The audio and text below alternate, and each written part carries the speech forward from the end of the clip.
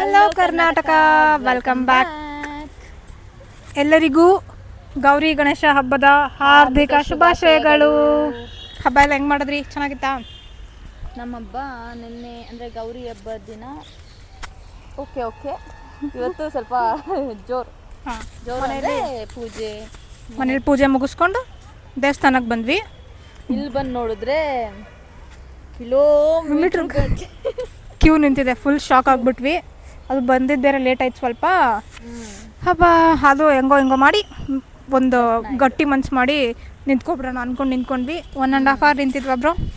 1.5 hour ನಿಂತಿದ್ವಿ. ದರ್ಶನ ಆಯಿತು. ಯಾವ ದೇವಸ್ಥಾನ ಗೊತ್ತಾ? ದೊಡ್ಡ ಗಣಪತಿ ದೇವಸ್ಥಾನ, ಬಸವನಗುಡಿಯಲ್ಲಿರೋ ದೊಡ್ಡ ಗಣಪತಿ ದೇವಸ್ಥಾನಕ್ಕೆ ಬಂದಿದ್ವಿ. ಬಗಲ್ ರಾಕ್ ಅಲ್ಲೇ ನಿಂತ್ಕೊಂಡು ಈಗ ವ್ಲಾಗ್ ಮಾಡ್ತಾಯಿದ್ದೀವಿ. ಸ್ವಲ್ಪ ಜಿಡಿ ಮಳೆ ಇದೆ, ಬರ್ತಾನೆ ಇದೆ ಯಾವಾಗಲಿಂದ. ನಾವು ಫುಲ್ಲು ಸೀರೆ ಬೇರೆ ಉಟ್ಕೊಂಡಿದ್ದೀವಿ. ಸ್ವಲ್ಪ ಕಷ್ಟ ಆಗ್ತಿದೆ. ಫುಲ್ ಎತ್ಕೊಂಡು ಓಡಾಡ್ತಿದ್ದೀವಿ ಅಲ್ಲಿ ಇಲ್ಲಿ. ಆ್ಯಂಡ್ ನಮ್ಮ ಹೆಣ್ಮಕ್ಳಂತೂ ಕೇಳಂಗೆ ಇಲ್ಲ. ಇವತ್ತು ಫುಲ್ಲು ಮಿಂಚ್ತಾವ್ರಲ್ಲ ಇರ್ತಾರೆ.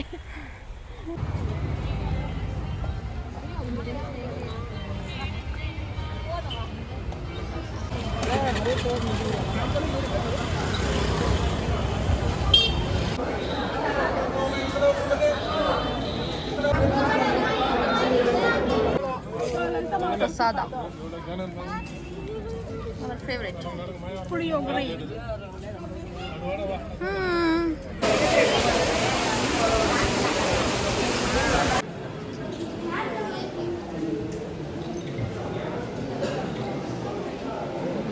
ಹೇಳ್ಬ್ರೋ. ಗಣೇಶ ಹಬ್ಬದ ಹಿಂದಿನ ದಿನ ಗೌರಿ ಹಬ್ಬನ ಸೆಲೆಬ್ರೇಟ್ ಮಾಡ್ತಾರೆ. ಬಿಕಾಸ್ ಅವತ್ತು ಸ್ವರ್ಣ ಗೌರಿ ವ್ರತ ಅಂತ ಆಚರಿಸ್ತಾರೆ. ಅಂದರೆ ಯಾವುದೇ ಮ್ಯಾರಿಡ್ ವುಮೆನ್ ಆಗಲಿ ಇಲ್ಲ ಅನ್ಮ್ಯಾರಿಡ್ ವುಮೆನ್ ಆಗಲಿ ಯಾರೇ ಆಗಿದ್ರು ಹೆಣ್ಮಕ್ಳು ಬೆಳಗ್ಗೆ ಬೇಗ ಎದ್ದು ಮಡಿಯಲ್ಲಿದ್ದು ಆ ದಿನ ಪೂರ್ತಿ ಉಪವಾಸ ಮಾಡ್ತಾರೆ. ಬಿಕಾಸ್ ಅಂದರೆ ಅವ್ರ ಮನೆಗೆ ಒಳ್ಳೆಯದಾಗಲಿ ಅಂತ, ಮತ್ತು ಇನ್ನೊಂದು ಎಸ್ಪೆಷಲಿ ಮ್ಯಾರಿಡ್ ವುಮೆನ್ಸು ಅವ್ರ ಗಂಡು ಮಕ್ಕಳಿಗೆ ಒಳ್ಳೆಯದಾಗಲಿ ಅಂತ ಹೇಳಿ ಈ ಒಂದು ವ್ರತನ ಮಾಡ್ತಾರೆ. ಹಾಗಾಗಿ ಗೌರಿ ಹಬ್ಬ ಗಣೇಶ ಹಬ್ಬದ ಹಿಂದಿನ ದಿನ ಇರುತ್ತೆ. ಎಸ್ಪೆಷಲಿ ಗಂಡು ಮಕ್ಕಳಿಗೆ ಒಳ್ಳೆಯದಾಗಲಿ ಅಂತ ತಾಯ್ದಿರು ಮನಸ್ಸಿಂದ ಆ ಹಬ್ಬನ ಆಚರಿಸ್ತಾರೆ. ಸೊ ಮಳೆ ಯಾಕೆ ಬರುತ್ತೆ? ಇದು ನಮ್ಮದು ಅಂದರೆ ನಮ್ಮ ಪೇರೆಂಟ್ಸು ಮತ್ತು ನಮ್ಮ ಅಜ್ಜಿ ತಾತ ಎಲ್ಲ ಹೇಳ್ತಿದ್ದ ಕಥೆ ಐತೆ. ನಾವು ಚಿಕ್ಕವರಿದ್ದಾಗ ಏನು ಹೇಳೋರು ಅಂತಂದರೆ, ಗೌರಿ ಅವತ್ತು ಗಂಡನ ಮನೆಯಿಂದ ತವ್ರ ಮನೆಗೆ ಹೋಗ್ತಿರ್ತಾರೆ. ಗಂಡ ಅಂದರೆ ತುಂಬ ಪ್ರೀತಿ ಅಲ್ಲ ಗೌರಿಗೆ, ಅಂದರೆ ಪಾರ್ವತಿ ಮಾತೆಗೆ ಗಂಡ ಅಂದರೆ ತುಂಬ ಪ್ರೀತಿ ಅಲ್ವಾ ಶಿವ ಅಂದರೆ. ಸೊ ಅವರು ಗಂಡನ ಮನೆಯಿಂದ ತವ್ರ ಮನೆಗೆ ಹೋಗ್ಬೇಕಲ್ಲ ಅಂತ ಹತ್ಕೊಂಡು ಮಳೆ ಬರುತ್ತೆ ಅಂತ. ಅನ್ಫಾರ್ಚುನೇಟ್ ಮೇ ಬಿ ನೆಕ್ಸ್ಟ್ ದಿನ ನಿನ್ನೆ ಮಳೆ ಬಂತಾ? ಲೈಟಾಗಿ ಬಂತು ಮಳೆ ಬಂತು ನಿನ್ನೆ. ಈ ಸಲ ಲೈಟಾಗಿ ಬೇಜಾರಾಗಿರ್ಬೇಕು ಅವರಿಗೆ. ಅದು ಗೌರಿ ಹಬ್ಬದ ವಿಶೇಷತೆ. ಮತ್ತು ಇನ್ನು ನಮ್ಮ ಬಾಸ್ ಗಣೇಶ ಪ್ರಥಮ ಪೂಜಿತ ಅವ್ರ ಬಗ್ಗೆ ಹೇಳ್ಬೇಕಂದ್ರೆ ಯಾವ್ಯಾವ ಸ್ಟೇಟಲ್ಲಿ ಸೆಲೆಬ್ರೇಟ್ ಮಾಡ್ತಾರೆ ಗ್ರ್ಯಾಂಡಾಗಿ? ಅಂದರೆ ಫಸ್ಟು ಗ್ರ್ಯಾಂಡಾಗಿ ಸೆಲೆಬ್ರೇಟ್ ಮಾಡ್ತಾರೆ. ಅಂದರೆ ಫಸ್ಟ್ ಮುಂಬೈ, ಅಂದರೆ ಆಬ್ವಿಯಸ್ಲಿ ಮಹಾರಾಷ್ಟ್ರದಲ್ಲಿ ಬರುತ್ತೆ. ಮುಂಬೈ, ಆಂಧ್ರ ಮತ್ತು ಕರ್ನಾಟಕ. ಈ 3 ಸ್ಟೇಟಲ್ಲಿ ಅಂದರೆ ಕರ್ನಾಟಕ, ಮಹಾರಾಷ್ಟ್ರ, ಆಂಧ್ರ, ತಮಿಳ್ನಾಡಲ್ಲಿ ಅಷ್ಟೊಂದಿಲ್ಲ ಅನ್ಸುತ್ತೆ. ಬಟ್ ಈ 3 ಸ್ಟೇಟಲ್ಲಿ ನಾವು ಚಿಕ್ಕದ್ರಿಂದ ನೋಡ್ಕೊಂಡು ಬಂದಿರೋದು ಸಖತ್ ಗ್ರ್ಯಾಂಡ್ ಅಂದರೆ ಗ್ರ್ಯಾಂಡಾಗಿ ಸೆಲೆಬ್ರೇಟ್ ಮಾಡ್ತಾರೆ. ಎಸ್ಪೆಷಲಿ ಮುಂಬೈ ಕ್ರೇಜಿಯಾಗಿ ಸೆಲೆಬ್ರೇಟ್ ಮಾಡ್ತಾರೆ. ಬಪ್ಪ ಕ್ರೇಜಿ. ಕರ್ನಾಟಕ ಅಂತ ಬಂದರೆ ನಮ್ಮ ತಿಪ್ಟೂರು ಮತ್ತು ಚಿತ್ರದುರ್ಗಲ್ಲೂ ಕ್ರೇಜಿಯಾಗಿ ಸೆಲೆಬ್ರೇಟ್ ಮಾಡ್ತಾರೆ. ಬಟ್ ಇಲ್ಲಿ ಬೆಂಗಳೂರಲ್ಲಿ ಮಾಡ್ತಾರೆ ಅಂದರೆ ಪರ್ಮಿಷನ್ನು, ಪೊಲೀಸ್ ಅದು ಇದು ಅಂದ್ಕೊಂಡೆ ಅರ್ಧ ಸುಸ್ತಾಗ್ಬಿಡ್ತಾರೆ ಗಂಡು ಮಕ್ಕಳು.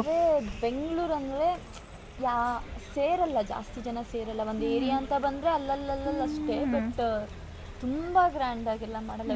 ಬೇರೆ ಬೇರೆ ಸ್ಟೇಟ್ ಅವ್ರು ಇರ್ತಾರೆ, ಎಲ್ಲೆಲ್ಲಿಂದನೋ ಬಂದಿರೋರು ಇರ್ತಾರೆ. ಸೊ ಆ ಒಗ್ಗಟ್ಟಿರಲ್ಲ ಇಲ್ಲಿ. ಅಲ್ಲಿ ಊರುಗಳಲ್ಲೇ ಚೆನ್ನಾಗಿ ಮಾಡ್ತಾರೆ.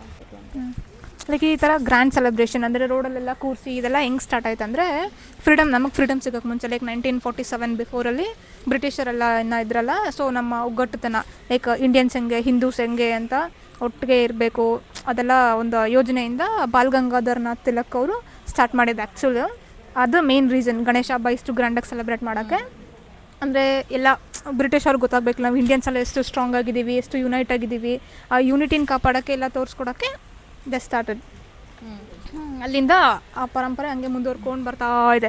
ಅದು ನೋಡಿ ಆ್ಯಕ್ಚುಲಿ ಭಯ ಆಗ್ಬಿಟ್ಟಿತ್ತು ಅಂತಲ್ಲ ಬ್ರಿಟಿಷ್ ಅವ್ರಿಗೆ, ಇಷ್ಟೊಂದು ಜನ ಹೆಂಗೆ ಅವ್ರು ಫುಲ್ ನಮ್ಮನ್ನ ಏನದು ಬೇರೆ ಬೇರೆ ಮಾಡೋಕ್ಕೆ ಅಂದರೆ ಹೇಳ್ತಾರೆ ಅಂತ ಹೇಳ್ತಾರಲ್ಲ, ಒಗ್ಗಟ್ಟೊಡೆಯೋದು.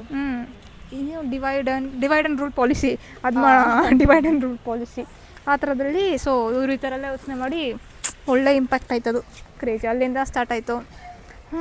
ಬಟ್ ಆದರೂ ನಮ್ಮ ಆ ನಮಗೆ ನೆನಪಿದೆಯಾ ಚಿಕ್ಕವರಿದ್ದಾಗ ನಾವು ಇದ್ದಿದ್ದು ಅಷ್ಟು ಎಕ್ಸೈಟ್ಮೆಂಟು ಈಗ ಹಬ್ಬಗಳಲ್ಲಿ ಅವಾಗೆಲ್ಲ ಲೈಕ್ ಒಂದು 21 ಗಣೇಶ ನೋಡ್ಕೊಂಡ್ ಬರ್ಬೇಕು ಆ ಥರ ಎಲ್ಲ ಕ್ರೇಜಿನೆಸ್ ಇತ್ತು ನಮಗೆ.